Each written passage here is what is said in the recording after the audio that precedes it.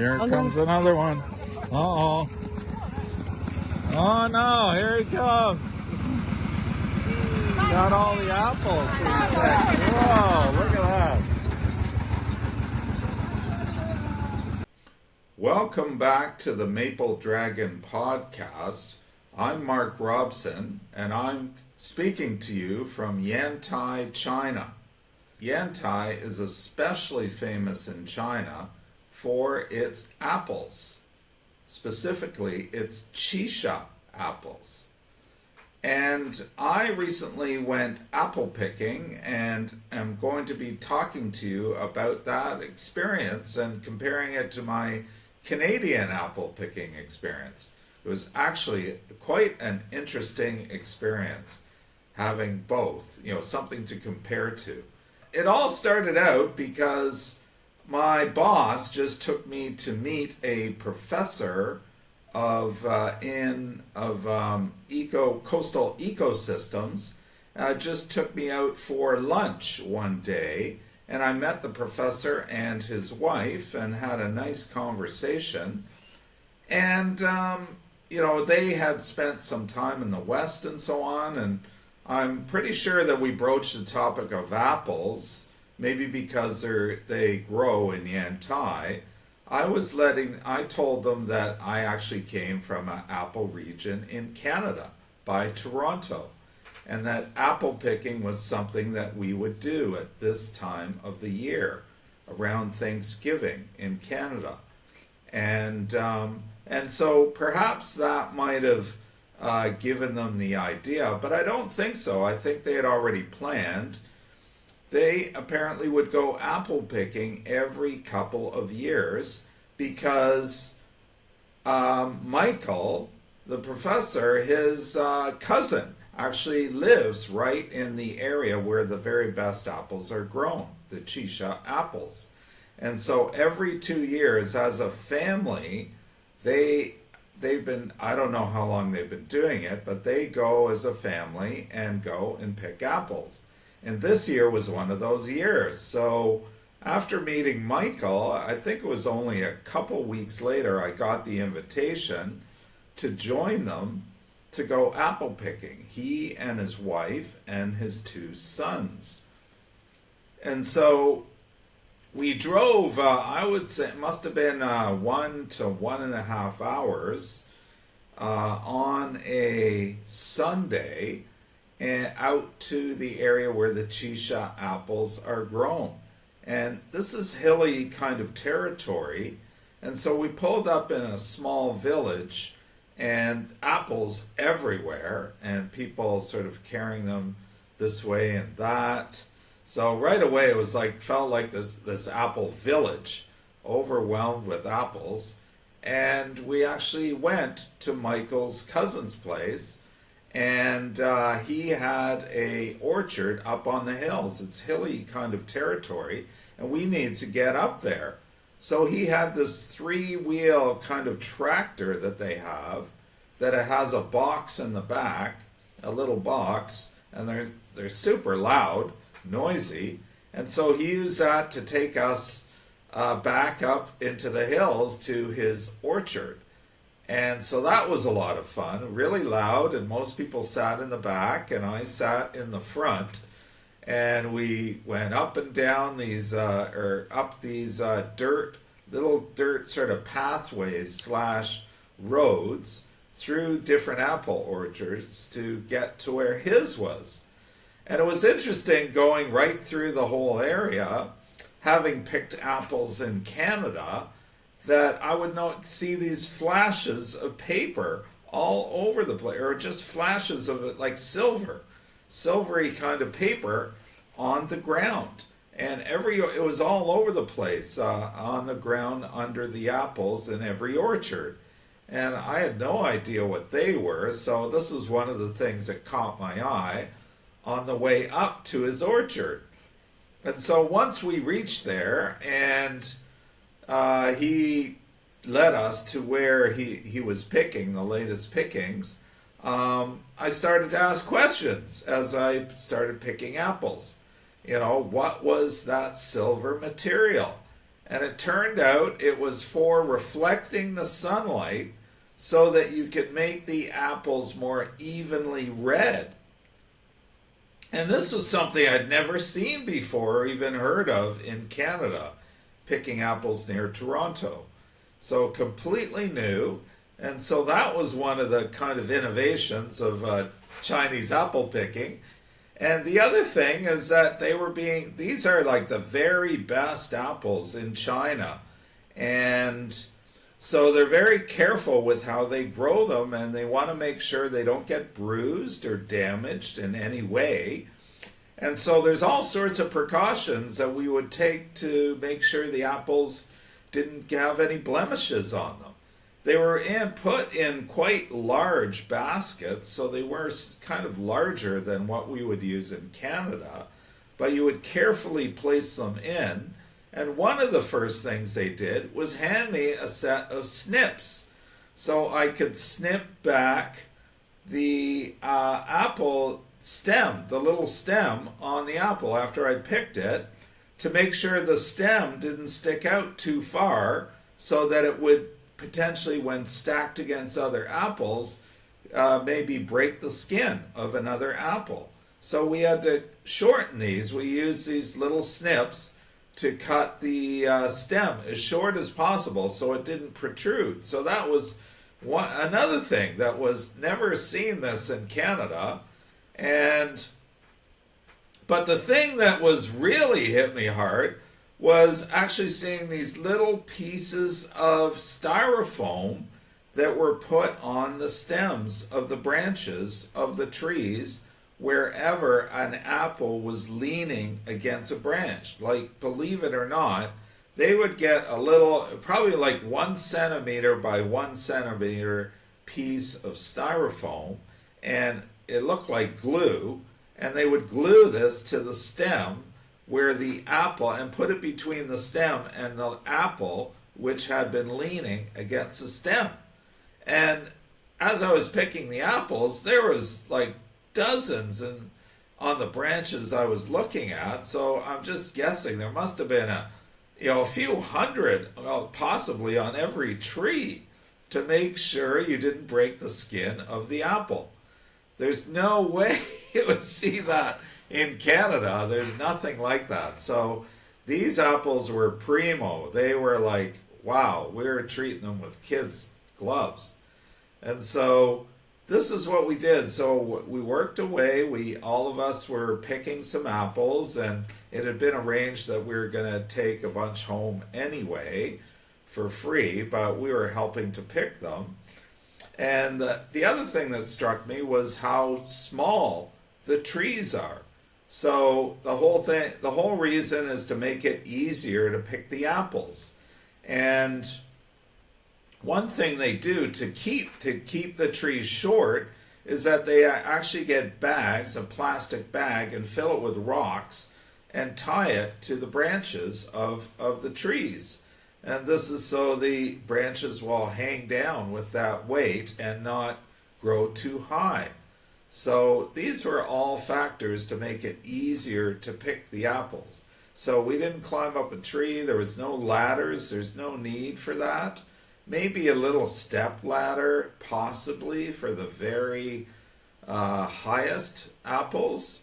But I didn't see any around. And anyway, so we were picking away, and the trees just seemed so covered in apples too, is what struck me. And I'm not sure if there's something special they do with that. They just seemed especially heavily laden with apples. And I don't know, I suppose it could have been a bumper season. I didn't hear anything like that.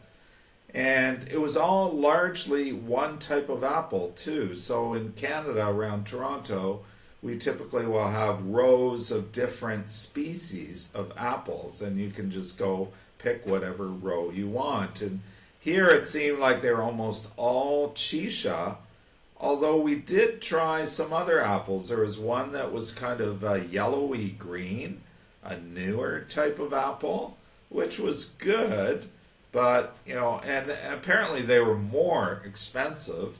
And so but you didn't see many of them. It was mainly these Chisha apples, and admittedly, I think that reflective material must have been working, because I don't think I'd ever seen apples that are so uniformly red. In Canada, we would see much more differences of, spots where bright red and other spots where it's quite green. The apple would be greenish. And then also these apples were a pretty good size. They tended to be quite a good size. And I found out later they actually sell the apples based on the size of the apple. So the larger the apple is, the higher the price you can sell that apple for. So they actually had apple measuring devices, just a piece of wood that they would pass the apple through There's different size holes in a piece of wood, and you just pass the apple through whatever hole, the maximum hole it could go through, or the minimum hole it could go through, and apples would be boxed according to size. So the larger apples would fetch a larger price, a better price. And of course, all these were like blemish free, and I did notice, I don't think I saw a single apple that had like a worm in it either. And I didn't really get a chance to talk about that, but it definitely seemed exceptional not to have an apple with some worms in it, because you do come across them definitely in Canada, but I don't believe I came across a single one. And the other thing I noticed in Canada, a lot of apples would fall on the ground. And here it seemed like there was no apples on the ground. And so keeping maybe the trees short. Something else I heard was that it gets quite windy around Yantai, and that they make the trees smaller so the fruit doesn't fall off, get blown off. So that could have been it too, but there weren't, I don't remember any apples on the ground, come to think of it. Whereas in Canada, you would definitely see quite a few. So it seems that they were also doing something for that, somehow keeping them on the trees. And they did have noisemakers to keep birds away. And so you'd hear, as we were picking, you'd hear these weird sounds from these noisemakers, automatic noisemakers, throughout the orchard. So it was electronic, and they would go off every, 5 minutes or so, individually. So you'd hear one in the distance, and it'd be like a squawking sound, or it was, some of the sounds were pretty scary. It was almost like Halloweenish type of sounds. They go like this to keep the birds away. And there was one near where I was picking, and every once in a while, if I wasn't paying attention, it'd go off. It almost make you jump, because there's suddenly this loud squawk sound would come out of it. So they had these just spread all over the place, assuming just to keep the birds away. I didn't see any birds nearby, that's for sure. A couple hours of picking that we did, and they had to fill the box of the little tractor, the 3-wheel tractor, up with all the apples we picked, the large baskets. So we actually had to walk back along these pathways back towards his house, where he could walk all the way back to the house where he had unloaded the apples. And so that was a pretty interesting trip, just to walk through the countryside and right through other people's orchards. They're all side by side, like relatively small patches, I would say. And one thing I would notice is that there was this kind of terracing. There would be areas where it would suddenly drop, maybe, it was a fair distance, maybe 5 feet, literally 5 feet, would drop down, and there'd be like stone built up, holding up the side of the terrace. and it would step down maybe 5 feet to the next level because we were on the side of a hill. And then as I looked into the distance, you could make out that these, there seemed to be terracing everywhere. So it doesn't stand out. It's not like the really dramatic rice terraces that you see, but you realize a lot of China in the agricultural areas are terrace where there's hills, and so it's far more extensive than what first appears. But you can make it out in the distant hills, all these different terraces. So that's what really hits you is like when you look at the stone wall, maybe 5 feet high, and it goes for a long way, maybe as far as the eye can see. You can imagine the kind of work involved in creating those terraces over thousands of years. Oh my gosh, like huge.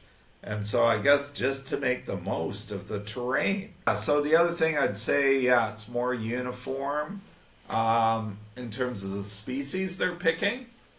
So it seems like everyone's really getting the Chisha apples, and when you see them all stacked up in the village, they all look like the same kind of apple. Whereas if you go apple picking and at least around Toronto, they'll have a whole row of one kind of apple. Could be Macintosh in this row, Spartan in this row, Delicious in that row, Golden Delicious in that row. So we'll have all these different varieties. And they didn't seem to have that in China. They seemed that it was all this Chisha, but I did try another apple that they wanted me to try that was kind of a yellowy green apple.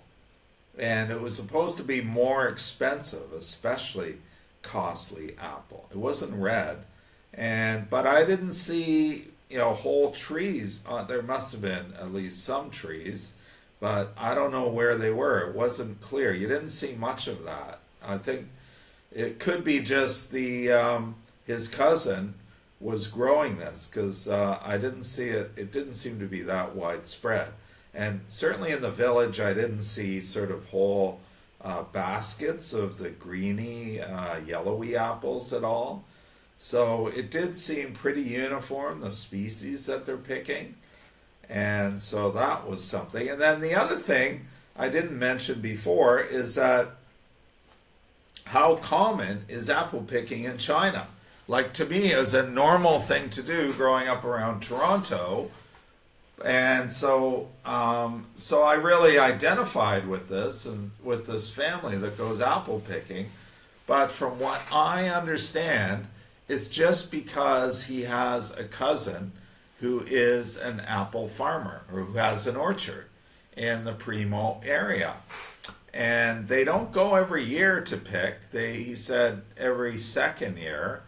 So it's not really an annual ritual. And he told me that, this is Michael, the professor, he said most people don't go picking apples like that in China. They just go to the store to get them. You can order these apples online. They're all over China.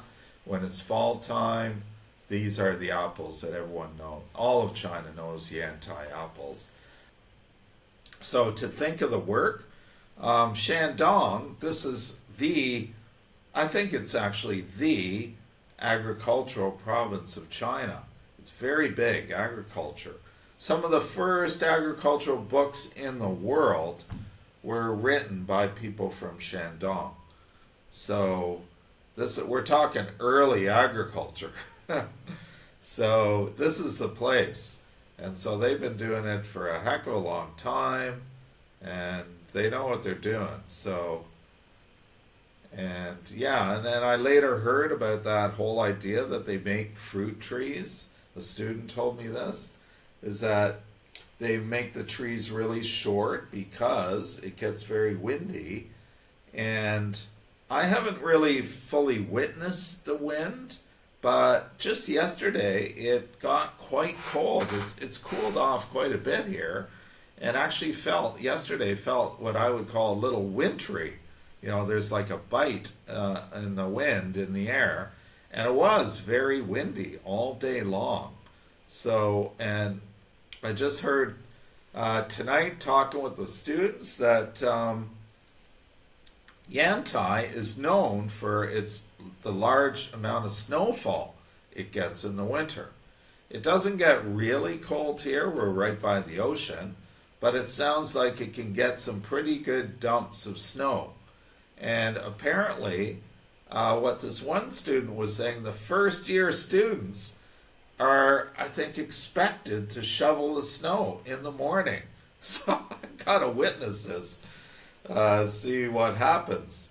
So this is what they do. They use the first year students a fair bit. Like tonight when I left the teaching building, they were cleaning the floor, and it was all students going around with mops, going over the floor. So it wasn't like a janitor or something like that I'm used to in the West. It's like, no, it's students. There's all sorts of students with mops going over the floor. And I understand when there's a snowfall, they're expected to clear all the sidewalks of snow. So we'll see what happens. Because I was sharing some of the stories of what we do in the wintertime with the students. I was telling them about toboggans, for instance, sleds, and they don't really know that. So not in this region of China anyway, maybe further north, but not here. So yeah, they didn't know toboggan or sled or anything like that. Yeah, so we'll see what happens. And so we walked our way back. We picked a few berries and learned about some other plants that were growing in the area.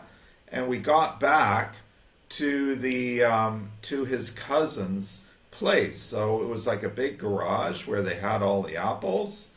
And then there was a couple girls there, and they were the ones that were holding these pieces of wood that were measuring the size of the apples. So they'd have holes cut in them, and they'd figure out, okay, what size is this apple according to the hole.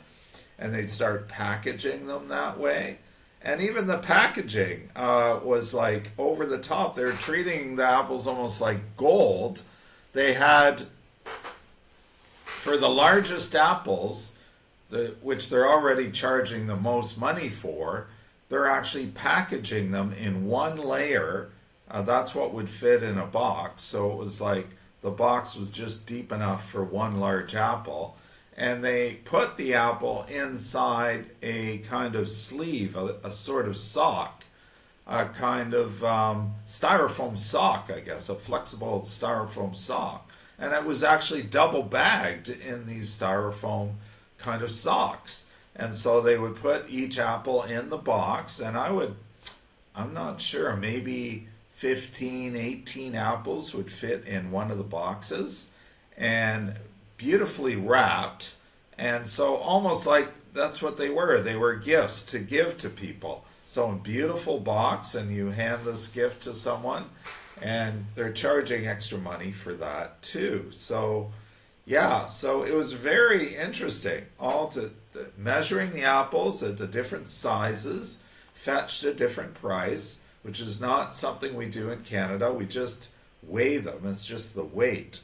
And so if anyone wants to market to Chinese, you can listen to all these tips and make sure the apples look really good. So the way they look is certainly very important. They have to look really good and can't have any blemishes.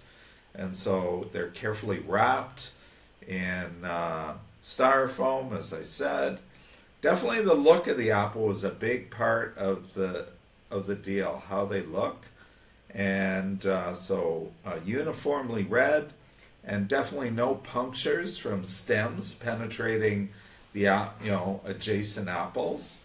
And yeah, and so what struck me is that I never did hear exactly an explanation as to why I didn't see a single worm in an apple, like a hole in an apple. If you're picking apples in Canada, you're definitely going to come across some that will have a hole in it, so where some insect is burrowing in and eating the apple. But I don't recall a single one as I was picking. And it was one of those things that doesn't hit you right away. It was after I finished picking and I was walking back. I'm going, hang on, I don't recall seeing any kind of holes in an apple, like a single hole. It seemed like they were all perfect. Not a single one had a hole in them. And I think I did ask someone about it, but I didn't really get a clear answer as to why they do, why there wasn't. It was something to them that didn't seem to stand out that much, but for me, it definitely, having picked apples in Canada, it was definitely something I noticed, quite a difference. And before we left, of course, this is like a farming community, and they started digging up these big sort of cabbages, and there was a Chinese radish that I'd never tried before, but they were giving us all sorts of food before we had to depart and return to the university where we were. So it's just his family, his cousin, was giving us all sorts of vegetables, and so I had this Chinese radish, which was huge. Like, all their vegetables are just massive compared to what we're used to in Canada. So he had this thing like a Chinese radish, and it was just like a massive carrot. So long, elongated. It was green, hard, like a carrot. And, well, radishes in Canada are hard, but they're just little. They're just sort of oblong, and they're small. They're only like a couple inches at most, and red. And so I got some of those, so a few of those, the Chinese radishes. Then I got Chinese cabbage, and and of course a whole bunch of apples. But I tried when I brought it home, I cooked up the radish, and I asked friends online, how do I cook this? And it turns out you just boil it for a short, like 5 minutes or something. Slice it up, put it in water, boil it up, and then let it cool off, and then you put vinegar. I think it's vinegar, mainly vinegar, and just sort of store the radish in vinegar, and you can have it with carrots too. It was quite good, actually. It wasn't that hot like the radishes I was used to, but it still had the radish flavor to it. But yeah, it was good. Sort of a good sort of cooling thing to eat, especially with the vinegar on it. It was a really fantastic afternoon, really kindly people, learned tons about apple picking and the differences, and it was just a fun time in the countryside and bringing back lots of vegetables that I still have in my fridge. There's so much, so I'm not sure how I'm going to cook it all.